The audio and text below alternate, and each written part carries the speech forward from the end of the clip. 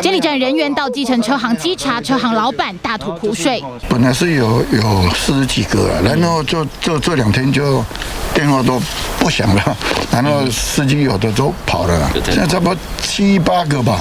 车行紧急大消毒，其他的小黄司机放心不下，纷纷走避。死亡的白牌司机载客用的银色休旅车还停在马路旁，他就是开着这辆车载送台商。这一位台商是一个40岁的中年台商，那他是在1月22号从大陆返台之后，在清泉岗那就由我们这位司机把他载回到彰化。22号当天，这名浙江台商2点40分从杭州搭乘华信 AE979的班机，在下午4点25分抵达台中。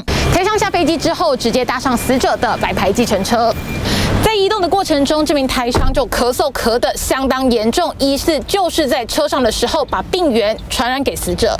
从清泉岗到彰化市区，司机和台商在密闭空间相处了近半个小时。印象中有客人是说他要赶着去台中接客，所以他急着要换轮胎。载客前到车行换轮胎，死者之后也曾经到诊所、医院8大行业载客。中港澳旅客、台商8大客人恐怕都是接触者。